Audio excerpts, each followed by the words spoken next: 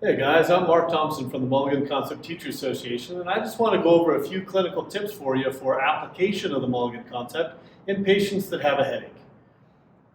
A patient that currently has a headache when they come to see you, I would highly recommend that you try right away the headache snag. The headache snag is a sustained force at C2 in an anterior directed force with the intent to try to eliminate the patient's symptoms. An example of this might be to use the middle phalanx of your fifth finger right over the spinous process of C2 and use your thenar eminence directly on top of your middle fifth phalanx.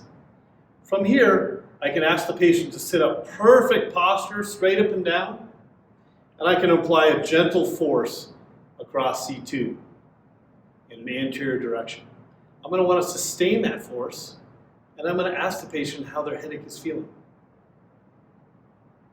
It's getting better.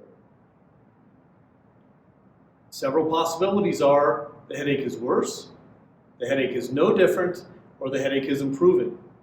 If it's improving, I'm going to sustain that force.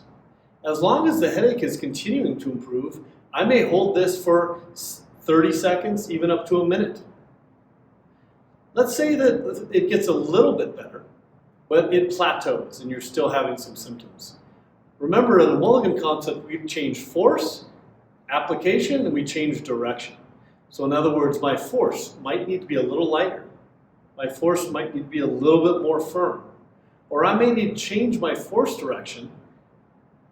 Instead of pushing to the tip of the nose, consider pushing to the right nostril, the left nostril, maybe the upper brow or the lower lip. Consider adding a gentle little traction with your headache snag.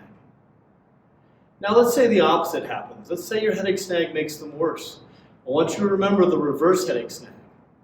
The reverse headache snag is a cradling of C2 with a lumbrical grip. Okay, we're at that level. We're cradling the soft tissues, the skin, the muscle, right at that C2 level. And we're trying to dampen any movement we may cause in an anterior direction with our force on the occiput. This hand is on the occiput. Now I'm going to apply that reverse headache snag with an anterior directed force on the occiput while I gently dampen the movement happening around that C2 level. Again, this is just like the headache snag. You're going to sustain it and look for elimination of the headache.